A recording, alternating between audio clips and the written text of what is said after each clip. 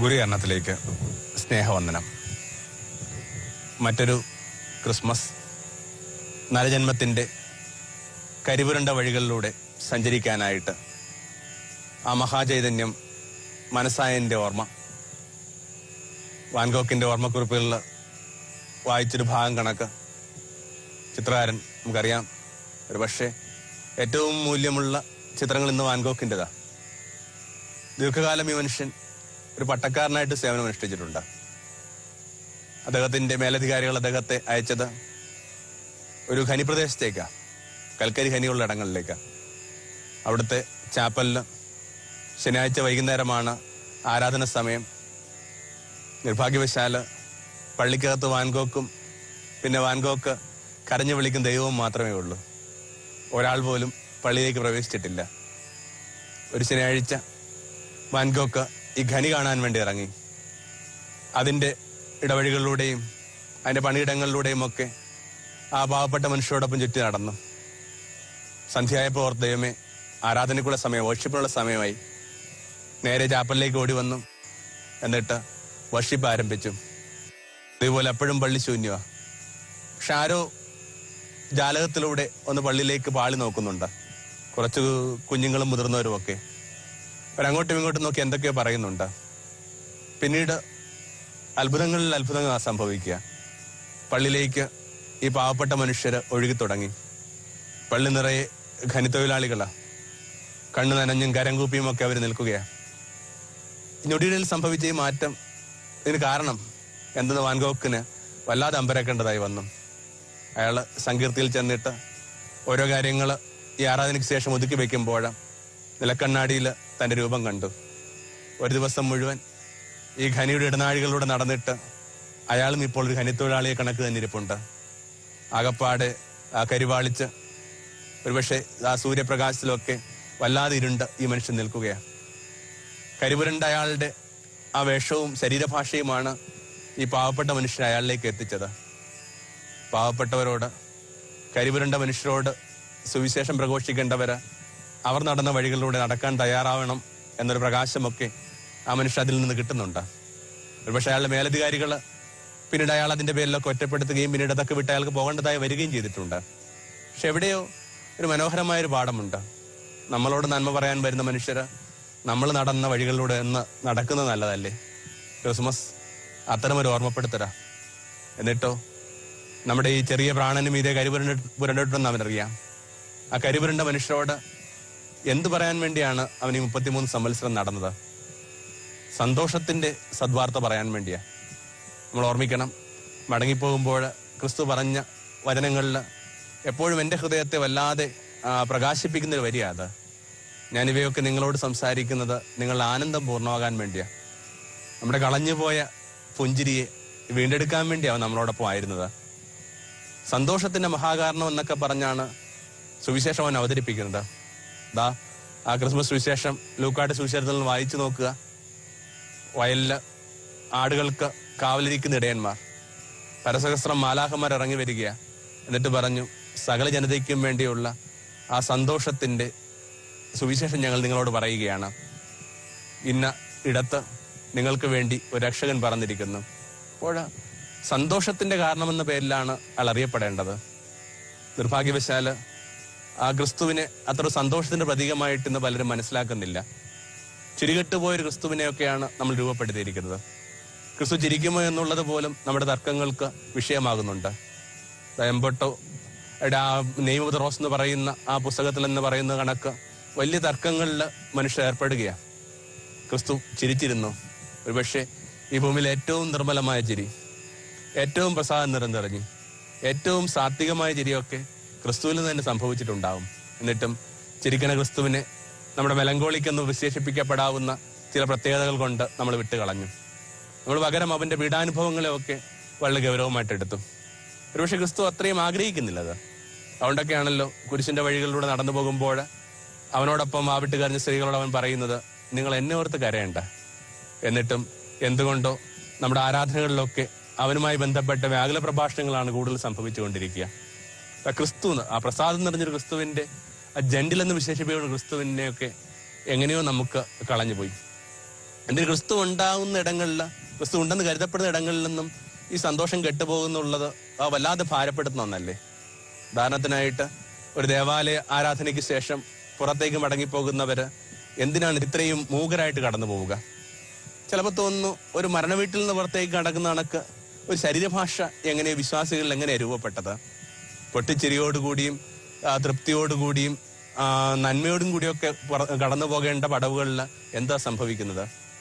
പഴയ നിയമത്തിൽ ഒരു കഥ വായിക്കുമ്പോൾ ഉണ്ടാകുന്ന ആ ഒരു ചിരി ഇപ്പോഴും സംഭവിക്കുന്നില്ലേ? എന്താണത്?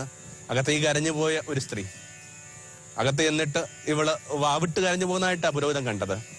എന്നാൽ അവൾ തിരികെ വരുമ്പോൾ അവൾക്ക് ചിരിയുണ്ട്. അവൾ ആ ചിരി കണ്ടിട്ട് പുരോഹിതൻ അവളോട് ചോദിക്കുന്നുണ്ട്, നീ അകത്ത് കയറി മദ്യപിച്ചോ? എന്തായിരിക്കും അതിന്റെ സൂചന? ഒരാൾ ചിരിച്ചുകൊണ്ട് വരുന്നു എന്നുള്ളത് ഒരു അസാധാരണമായ അനുഭവമായിട്ട് പോലും നമ്മുടെ മതസങ്കല്പങ്ങൾ കരുതുന്നുണ്ടോ? മെലങ്കോളിക്കായ ഒരു കാലം എങ്ങനെ രൂപപ്പെടുന്നുണ്ട്? മതത്തിൽ മാത്രമല്ല, ജീവിതത്തിൽ നിന്ന് തന്നെ ഇച്ചിരി വല്ലാതെ കെട്ടുപോയിട്ടുണ്ട്. ഒന്ന് ഓർത്ത് നോക്കുക, നല്ലതുപോലെ അത് ഈ അഗാധങ്ങളിൽ നിന്ന് എവിടെ നിന്ന് വരുന്ന ചിരിയുള്ള എത്ര മനുഷ്യരെ നിങ്ങളുടെ ആയുസ്സിൽ നിങ്ങൾ കണ്ടിട്ടുണ്ട്? വെറുതെ ഒന്ന് മിഴിപൂട്ടി ആലോചിച്ച് നോക്കുക, എത്ര പേരുണ്ടാവും? പരമാവധി ഒരുപക്ഷെ ഈ കൈവിരലിൽ എണ്ണാവുന്ന മനുഷ്യരെ ചിരിക്കുന്നവരായി നിങ്ങൾ കണ്ടിട്ടുണ്ടാവും. നമ്മുടെ ചിരികൾക്ക് എന്ത് പറ്റി? നമ്മുടെ ചിരി ആരാ കവർന്നത്? ജീവിതം ചിരിക്കാനുള്ളതല്ലെന്നൊക്കെ നമ്മൾ ആരാ പഠിപ്പിച്ചത്?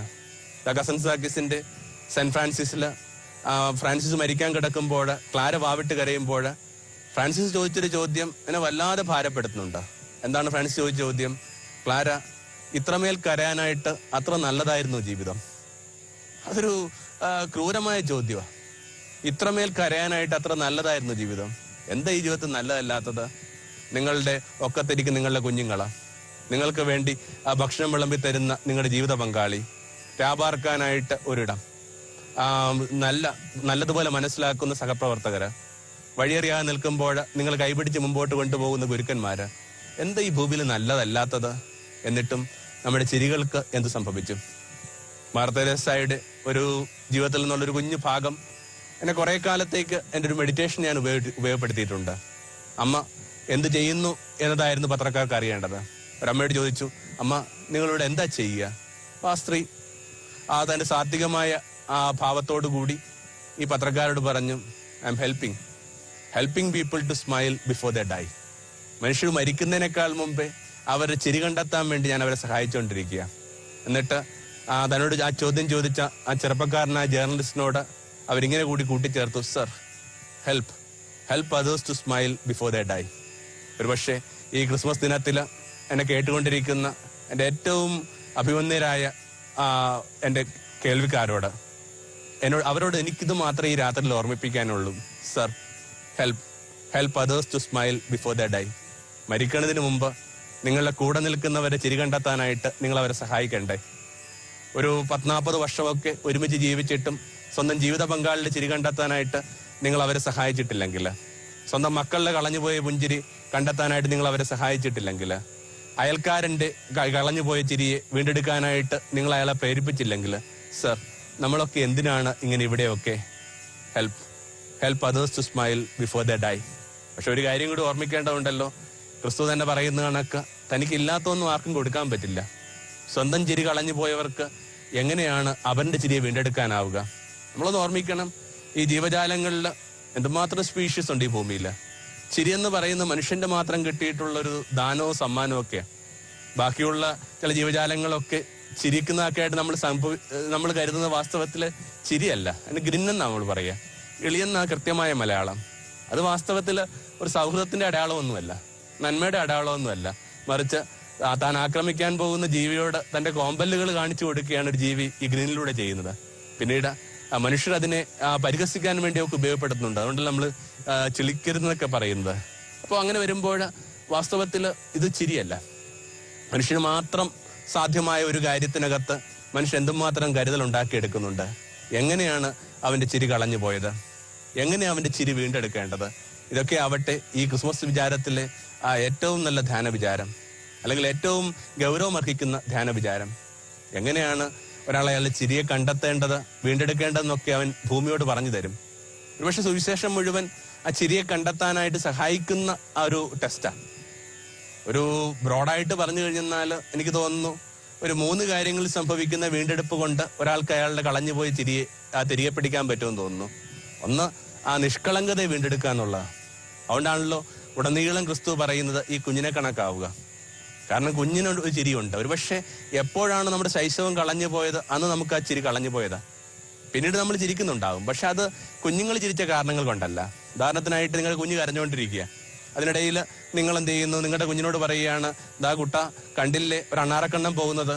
അപ്പൊ അവൻ ആ കരച്ചിലിനിടയിലും ആ അണ്ണാറക്കണ്ണനെ നോക്കി ചിരിക്കുന്നുണ്ടല്ലോ. ഒരുപക്ഷെ ഭൂമിയിൽ ഏറ്റവും രസകരമായ സംഭവം നിറകൺചിരി എന്നൊക്കെ പറയുന്ന ഒന്ന്. ഇത് കണക്ക് ഒരു അണ്ണാറക്കണ്ണനെ നോക്കിയിട്ടോ അല്ലെങ്കിൽ ഒരു പൂ വിരിയുന്ന കണ്ടിട്ടോ ഒരു കിളിയുടെ പാട്ട് കേട്ട് ചിരിക്കാനുള്ള ആ ഒരു നന്മയോ സുഹൃതമോ ഒക്കെ ശൈശവത്തോടൊപ്പം നമുക്ക് കളഞ്ഞുപോയി. ഇപ്പോൾ നമ്മുടെ ചിരിയുടെ കാരണങ്ങൾ ഈ പറഞ്ഞ കാരണങ്ങളൊന്നുമല്ല. അപ്പൊ സ്വന്തം നിഷ്കളങ്കതയിലേക്ക് മടങ്ങിപ്പോകാനായിട്ട് ക്രിസ്തുവിന്റെ ഓർമ്മപ്പെടുത്തലുണ്ട്. അതുകൊണ്ടാണ് അവൻ പറയുന്നത് വീണ്ടും പിറക്കുക. വീണ്ടും പിറക്കുക എന്ന് പറയുന്ന അർത്ഥം എന്താണ്? Go back to innocence. ഒരാളയാളുടെ നൈർമല്യം വീണ്ടെടുക്കുമ്പോൾ ആ നൈർമല്യത്തിന്റെ സുഹൃത്തത്തോടൊപ്പം താനേ സംഭവിക്കുന്ന ഒന്നാണ് ഈ ചിരിയെന്ന് തോന്നുന്നു. അതുകൊണ്ടാണല്ലോ കുഞ്ഞുങ്ങൾ മാത്രമല്ല ചില മുതിർന്നവരും ചിരിക്കുന്ന കണ്ടിട്ടുണ്ട് ഈ നിഷ്കളങ്കതയിൽ നിന്ന്. ഗാന്ധിയുടെ ചിരിയൊക്കെ എനിക്ക് തോന്നുന്നു ഈ നിഷ്കളങ്കതയിൽ നിന്ന് സംഭവിക്കുന്ന ചിരിയാ. ബുദ്ധപാരമ്പര്യങ്ങളിലൊക്കെ അങ്ങനെ കുഞ്ഞുങ്ങളുടെ കണക്കായിട്ട് തങ്ങളുടെ ആന്തരിക ശൈശവം വീണ്ടെടുത്തിട്ടൊക്കെ ഈ ചിരി കണ്ടെത്തിയ മനുഷ്യരുണ്ട്. ഉദാഹരണത്തിനായിട്ട് ഒരു ഗുരു, വയോധികനായ ഗുരുവാ, 190 വയസ്സിനടുത്തായി. എന്നാലും അദ്ദേഹം കുഞ്ഞുങ്ങളോടാ കംഫർട്ടബിളാ. അദ്ദേഹം കുഞ്ഞുങ്ങളോടാണ് ഓരോ കാര്യങ്ങൾ പറഞ്ഞു കൊടുക്കുന്നത്. മുതിർന്നവരെ ഈ മനുഷ്യൻ സത്യം പറഞ്ഞ ഭയവാ. അന്ത്യയാകുമ്പോൾ ഇയാൾ കുഞ്ഞുങ്ങളുമായിട്ട് കളിക്കാനായിട്ട് മൈതാനത്ത് പോകും. എന്നിട്ടോ കുഞ്ഞുങ്ങൾ ഒരു പക്ഷേ ഇയാളെക്കാൾ മുതിർന്നാന്ന് തോന്നുന്നു. ഇയാൾക്ക് ഏറ്റവും ഇഷ്ടമുള്ള കളി എന്ന് പറയുന്ന ഒളിച്ചു കളിയാ. ഇയാൾ എവിടെയെങ്കിലുമൊക്കെ ഒളിച്ചു കളിച്ചിരിക്കും, പാത്തിരിക്കും. കുറെ കഴിയുമ്പോൾ ഇയാളെ തപ്പി ഒടുവിൽ തങ്ങളുടെ സന്ധ്യയാകുമ്പോൾ കുഞ്ഞുങ്ങൾ, അവർക്ക് ഗൃഹപാഠം ചെയ്യണമല്ലോ, അവർ തങ്ങളുടെ വീടുകളിലേക്ക് മടങ്ങിപ്പോവും. അപ്പോഴും പാവപ്പെട്ട ഈ വയോധികൻ, തന്റെ ശൈശവം വീണ്ടെടുത്ത ഈ വയോധികൻ ഒളിച്ചങ്ങോട്ട് താമസിക്കുകയാണ്. രാവിലെ വൈക്കോൽ കൂനയിൽ നിന്ന് വൈക്കോൽ എടുക്കാൻ വേണ്ടി വന്ന ഗ്രാമീണരാ കണ്ടത് രാത്രിയിലെ മഞ്ഞ് മുഴുവൻ കൊണ്ട് ഒരാൾ ഇങ്ങനെ വൈക്കോൽ കൂനക്കകത്ത് ഒളിച്ചിരിക്കണ. അവര് പറഞ്ഞു, ഗുരു അങ്ങ് എന്തായി കാട്ടണ?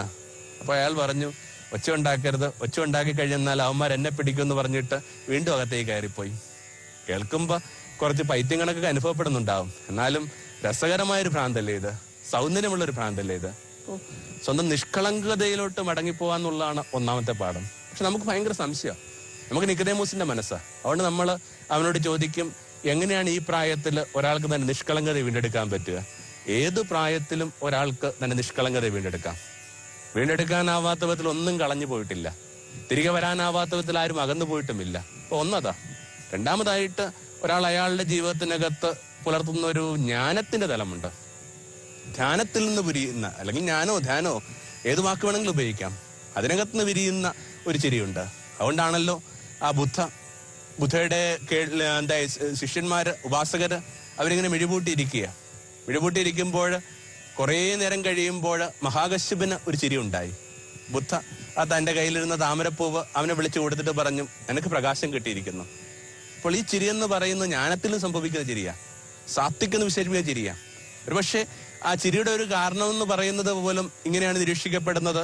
ഭയങ്കരമായ സ്ട്രെസ് റിലീവ് ചെയ്യുന്ന പ്രക്രിയയുടെ പേരാണ് ചിരി. എന്തുകൊണ്ടാണ് ഒരാൾ വീഴുമ്പോൾ നമ്മൾ ചിരിക്കുന്നത്? നമ്മളത്ര ദുഷ്ടന്മാരായതുകൊണ്ടൊന്നല്ല, മറിച്ച് എന്താണ്, ഇയാൾ വീഴുമ്പോഴേക്കും നമ്മൾ ഭയങ്കര അലേർട്ടായി, ദൈവം അയാൾക്ക് എന്തെങ്കിലും പറ്റിയോ? അപ്പൊ അയാൾ അവിടെ നിന്ന് ഈ ഒന്നും പറ്റിയില്ല എന്ന് പറഞ്ഞ് എണീറ്റ് വരുമ്പോൾ അത്രയും നേരം നമ്മൾ അനുഭവിച്ച സ്ട്രെസ്സിന് നമുക്കൊരു ഓപ്പണിംഗ് ഉണ്ടാവുന്നു, ഒരു എന്ത് ചെയ്യുന്നുണ്ട്, അതിനകത്തൊരു റിലീവ് ഉണ്ടാവുന്നു. അതുകൊണ്ട് നമ്മൾ അറിയാതെ ചിരിച്ചു പോകുന്ന, അല്ലാതെ ഈ പറയുന്ന ദുഷ്ടത്തരം കൊണ്ടൊന്നുമല്ല ചിരിക്കണത്. ഒരുപക്ഷെ ധ്യാനത്തിൽ ഈ ചിരി സംഭവിക്കുന്നുണ്ട്. കാരണം കഠിന സമ്മർദ്ദമാണല്ലോ നമ്മുടെ പൊതുവായ ജീവിതം. എന്നാൽ ധ്യാനത്തിലേക്കോ ആ ജ്ഞാനത്തിന്റെ പ്രഭയിലേക്കോ വന്ന ഒരാൾക്ക് അയാളുടെ ചിരി തിരികെ കിട്ടും. കാരണം പെട്ടെന്നൊരു ദിവസം അയാളുടെ സമ്മർദ്ദങ്ങൾക്കൊക്കെ മീതായിട്ട് അയാൾക്ക് ചില സ്വാധീനം കിട്ടിയ, ഇനി ഈ സമ്മർദ്ദങ്ങൾ ഇയാളെ ഇന്നലെ നുറുക്കിയത് കണക്ക്, ഇന്നലെ ക്രഷ് ചെയ്ത കണക്ക് ഇനി ക്രഷ് ചെയ്തില്ല. ആ ചിരിയാണ്. അതുകൊണ്ടൊക്കെയാണല്ലോ ഈശോ ഉയർപ്പിച്ച ലാസറിനെ കുറിച്ചും ആ പാരമ്പര്യമുണ്ട്. ഉയർപ്പിക്കപ്പെട്ട ലാസറിനെ കുറിച്ച് പറയുന്ന ഒരു പാരമ്പര്യം ഇങ്ങനെയാണ്, ലാസർ ഫുൾ ടൈം ചിരിയാണെന്നാ പറയുന്നത്. മനുഷ്യരുടെ കൂട്ടോട്ടങ്ങളും നെട്ടോട്ടങ്ങളും ഒക്കെ കാണുമ്പോൾ ഇയാൾ ഇങ്ങനെ ലീവൊക്കെ എടുത്തിട്ട് ചിരിച്ചെന്നൊക്കെയാ പറയുന്നത്. അപ്പൊ അത് ഒരു നിർമ്മമതയുടെ ചിരിയാ, മത്സരമില്ലാത്തവന്റെ ചിരിയാ, പരിഭവമില്ലാത്തവന്റെ ചിരിയാ, ഈ ഓട്ടങ്ങളൊക്കെ ഇത്രയേ ഉള്ളെന്ന് മനസ്സിലാക്കിയവന്റെ ചിരിയാ. അപ്പോൾ രണ്ടാമത്തെ ഒരു പാഠം ഈ ധ്യാനത്തിൽ നിന്ന് രൂപപ്പെടുന്ന ചിരിയാ, അല്ലെങ്കിൽ ജ്ഞാനത്തിന്റെ പ്രഭയിൽ സംഭവിക്കുന്ന ഒരു ചിരി. മൂന്നാമതായിട്ട് ഈ പരാർത്ഥ ജീവിതം എന്ന് പറയുന്നൊരു പ്രക്രിയ ഉണ്ട്. ഞാൻ വിചാരിക്കും നമ്മുടെ സങ്കടങ്ങൾക്കൊക്കെ കാരണം നമ്മളിൽ തന്നെ വല്ലാതെ അങ്ങ് കോൺസെൻട്രേറ്റ് ചെയ്ത് ജീവിക്കുന്നതുകൊണ്ടാണ്. നമ്മുടെ അടുത്ത് ജീവിക്കുന്നവരുടെ സങ്കടങ്ങളെ കുറിച്ച് അന്വേഷിച്ചു തുടങ്ങുമ്പോൾ, ആ സങ്കടങ്ങൾക്ക് പരിഹാരം കണ്ടെത്താനായിട്ട് ശ്രമിച്ചുകൊണ്ടിരിക്കുമ്പോൾ ഒരാൾക്ക് കിട്ടാൻ പോകുന്നൊരു ചിരിയുണ്ട്. ബക്കറ്റ് ലിസ്റ്റ് എന്നും പറഞ്ഞുകൊണ്ട് ഒരു സിനിമയെക്കുറിച്ച് അടുത്ത കാലത്തായിട്ട് കേട്ടു. അതിങ്ങനെയാണ്, ഒരു ടെർമിനേറ്റഡ് ആയ മരിക്കുമെന്ന് ഉറപ്പുള്ള കുറെ രോഗികൾക്ക് വേണ്ടിയുള്ള ഇടത്തിനകത്ത് ഒരു മിൽനറുമുണ്ട്, ഒരു വളരെ ധനികനായ ഒരു മനുഷ്യനുമുണ്ട്, ഒരു കൂലിപ്പണിക്കാരനൊരു മനുഷ്യനുമുണ്ട്. രാത്രി ഒരു ദിവസം ഈ ധനികൻ നോക്കുമ്പോൾ ഈ പാവപ്പെട്ടവൻ തന്റെ ഡയറിക്കകത്ത് ഓരോന്ന് കുറിച്ചിട്ട് ഈ ആ പേപ്പറുകളൊക്കെ ഇങ്ങനെ കീറി താഴോട്ട് കളയും, വളരെ നിരാശയോട് കൂടി. അല്ലെങ്കിൽ ഈ മനുഷ്യൻ ഉറങ്ങിയെന്ന് ഉറപ്പാകുമ്പോൾ ഇയാൾ നിലത്ത് കളഞ്ഞ് ഈ പേപ്പർ കഷ്ണങ്ങളൊക്കെ ഇയാളൊന്ന് വായിച്ചെടുക്കാൻ ശ്രമിക്കുന്നുണ്ട്. അപ്പോൾ ഈ മനുഷ്യൻ തന്റെ ജീവിതത്തിൽ ആഗ്രഹിക്കുകയും എന്നാൽ ഒരിക്കലും പൂർത്തീകരിക്കാനായിട്ട് കെൽപ്പില്ലാതെയും പോയ കാര്യങ്ങളെ കുറിച്ചുള്ള ലിസ്റ്റ് അതാ. തനിക്കത് വളരെ ചെറിയ കാര്യങ്ങളാണ്, അയാളെ സംബന്ധിച്ച് വലിയ കാര്യങ്ങളൊന്നും അല്ല. പക്ഷെ ഈ ചെറിയ കാര്യങ്ങൾ പോലും പൂർത്തിയാക്കാതെ തന്റെ ഈ പറയുന്ന കൂട്ടുകാരൻ അല്ലെങ്കിൽ തന്റെ ഈ സഹമുറിയിൽ ഈ മുറിക്ക് തന്റെ കൂടെ കിടക്കുന്ന ആള് പോകുന്നൊക്കെ ഓർത്തപ്പോൾ ധനികന് വല്ലാത്ത വിഷമമുണ്ടായി. അയാൾ പതുക്കെ ഇയാളുടെ ചെറിയ ആഗ്രഹങ്ങളൊക്കെ പാലിക്കാനോ പൂർത്തിയാക്കാനോ ശ്രമിച്ചുകൊണ്ടിരിക്കുക. ഒരു ഇത്തിരി ശ്രദ്ധയുണ്ടെങ്കിൽ നമുക്ക് കൂടെ നിൽക്കുന്നവരുടെ ആ ചെറിയ ഇഷ്ടങ്ങളെ ഒന്ന് പാലിക്കാനോ പൂർത്തീകരിക്കാനോ പറ്റില്ലേ? ചെറിയ കാര്യങ്ങളായിരിക്കാം. ഉദാഹരണത്തിനായിട്ട് വലിയ കാര്യങ്ങളൊന്നും ആരും ചോദിക്കുന്നില്ലല്ലോ. ചക്രവർത്തിയോട് രാജകുമാരി പറയുന്ന കണക്ക്, നീ ദേശത്തിന്റെ മുഴുവൻ അധിപനായിരിക്കാം, പക്ഷെ നീ എന്റെ രാജാവല്ല. എപ്പോഴാണ് എന്റെ ചെറിയ ഇഷ്ടങ്ങൾക്ക് പൂർത്തിയാക്കാനായിട്ട് നീ സമയമോ നേരമോ ധ്യാനമോ ഒക്കെ കണ്ടെത്തുന്നത്, അപ്പോൾ മാത്രമേ നീ എന്റെ ചങ്കിന്റെ രാജാവാകുന്നുള്ളൂ. അപ്പോൾ കൂടെ വസിക്കുന്നവർ അവരുടെ ചങ്കിന്റെ രാജാവാകുക എന്നുള്ള പ്രധാനം. അവരോട് ചോദിക്കുക എന്തുകൊണ്ടാണ് സങ്കടപ്പെട്ടിരിക്കുന്നത്. അതുകൊണ്ടാണല്ലോ ബൈബിളിൽ ഏറ്റവും ഹൃദയസ്പർശിയായ ഒരു വചനം നമ്മൾ കേൾക്കുന്നത്. കരഞ്ഞുകൊണ്ടിരിക്കുന്ന ഒരു സ്ത്രീയോട് ക്രിസ്തു ചോദിക്കുകയാണ്, സ്ത്രീയെ നീ എന്തിനാ കരയണത്? ഇതാരും ആരോടും ചോദിക്കുന്നില്ല. ഇന്ന് അധ്യാപകൻ തന്റെ ക്ലാസ്സിൽ വല്ലാതെ വിഷമിച്ചിരിക്കുന്ന ഒരു കുട്ടിയോട് ചോദിച്ചു, പെൺകുട്ടിയാ, ഒരു 10-17 വയസ്സുണ്ട്, അവളോട് ചോദിച്ചു, നിന്റെ മുഖം എന്താ വാടിയിരിക്കുന്നത്? പെട്ടെന്ന് ഈ പെൺകുട്ടി വാവിട്ട് കരയുക. അദ്ദേഹം തന്നെ വല്ലാതെയായി. ഒടുവിൽ അദ്ദേഹം ആ ക്ലാസ് വിട്ട് പോകുമ്പോൾ ഇവള് പുറകെ ഓടിച്ചെന്നിട്ട് പറഞ്ഞു, സാർ എനിക്ക് 17 വയസ്സായി, എന്നോട് ഇന്നോളം ആരും ചോദിച്ചിട്ടില്ല, നിനക്ക് എന്താ വിഷമം, നിനക്ക് എന്താ വിഷമത്തിന് കാരണം? ആദ്യമായിട്ട് സാറ് ചോദിച്ചല്ലോ. അപ്പൊ കൂടെ നിൽക്കുന്നവരുടെ ആ സന്തോഷങ്ങളെ വീണ്ടെടുക്കാനായിട്ട് നമ്മൾ എന്നാ ചെയ്യുന്നു? ഞാൻ കാര്യങ്ങളൊന്ന് പതുക്കെ അവസാനിപ്പിക്കുകയാണ്. അമ്മ പറയുന്ന കണക്ക്, മദർ തെരേസ പറയുന്ന കണക്ക്, sir help others to smile before they die. ഓരോരുത്തരും തങ്ങളുടെ കൂടെ വസിക്കുന്നവരുടെ ചിരിയെ വീണ്ടെടുക്കാൻ സഹായിച്ചിട്ടില്ലെങ്കിൽ, ഭാര്യയുടെയോ മക്കളുടെയോ ജീവിത പങ്കാളിയുടെയോ അനുജന്റെയോ ഒക്കെ ചിരി, അയൽക്കാരന്റെ ഒക്കെ ചിരിയെ വീണ്ടെടുക്കാൻ സഹായിച്ചിട്ടില്ലെങ്കിൽ കഷ്ടമല്ലേ സർ നമ്മുടെ ജീവിതം? Help others to smile before they die. അതിനു മുമ്പായിട്ട് ഓരോരുത്തരും അവരവരുടെ സന്തോഷവും കണ്ടെത്തട്ടെ. അതെങ്ങനെയാണ്? നിഷ്കളങ്കതയിലൂടെ, പരാർത്ഥ ജീവിതത്തിലൂടെ, ഈ പറയുന്ന ധ്യാനത്തിന്റെ സ്വാതന്ത്ര്യത്തിലൂടെ ഒക്കെ ഓരോരുത്തരുടെയും ചിരി അവർക്ക് തിരികെ കിട്ടട്ടെ. ഈ ക്രിസ്മസ് ചിരി പൊട്ടുന്ന ഒരു ദിനമാവട്ടെ എന്നൊക്കെ ആശംസിക്കുകയും പ്രാർത്ഥിക്കുകയും ചെയ്യുന്നു. ഒരു ചെറിയൊരു ഓർമ്മപ്പെടുത്തലുണ്ട്. അതിങ്ങനെയാണ്, ഈ ക്രിസ്മസിന് സ്വന്തം വീടിനകത്ത് ചിരി നിലനിർത്താനായിട്ട് ചെയ്യാവുന്ന ഒരു ചെറിയ കാര്യമുണ്ട്. നല്ലതുപോലെ മനുഷ്യർ ആൽക്കഹോൾ കൺസ്യൂം ചെയ്യുന്ന ഒരു ദിവസമായിട്ടൊക്കെയാണ് ക്രിസ്മസ് കരുതുന്നത്. 26-ാം തീയതിയിലെ പത്രങ്ങൾ മലയാളി കുടിച്ച കള്ളിന്റെ കണക്ക് കൃത്യമായിട്ട് പറയുന്നുണ്ടാവും. കെട്ടുപോയ ക്രിസ്മസുകളാണ് നമുക്ക്. ഒരാൾ ഒത്തിരി മദ്യപിക്കുന്നു, അയാൾക്ക് വേണ്ടി കാത്തിരുന്ന് ഭാര്യ കുർബാനക്ക് പോകാമെന്ന് പറയുന്ന കുഞ്ഞുങ്ങൾ അപ്പനെ കാണാതെ കിടന്നുറങ്ങുന്നുണ്ടാവും.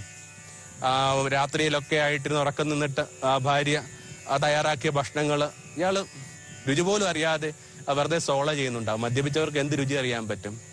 കെട്ടുപോകുന്ന നിറം ഇല്ലാത്ത ക്രിസ്മസ് ദിനങ്ങളിലൊക്കെ നമ്മുടെ ഈ മദ്യമൊക്കെ നമ്മളെ കൂട്ടിക്കൊണ്ടുപോകുമെന്ന് പറയുന്ന ഭയങ്കരമായൊരു ഭാരം ഈ ദിവസങ്ങളിലൊക്കെ എന്നെ വല്ലാതെ അലട്ടുന്നുണ്ട്. മദ്യപാനം എന്നൊക്കെ ഉള്ള ഇതൊരു ശീലമായവരോട് പോലും ഞാൻ വെറുതെ പറയും, ഈ ക്രിസ്മസിന് ഒന്ന് മദ്യപിക്കാതിരിക്കാമോ? എത്ര പെട്ടെന്നാണ് നിങ്ങളുടെ വീടിന് അതിന്റെ ചിരിയെ തിരികെ കിട്ടുന്നത്. എല്ലാവർക്കും ക്രിസ്മസ് മംഗളങ്ങൾ.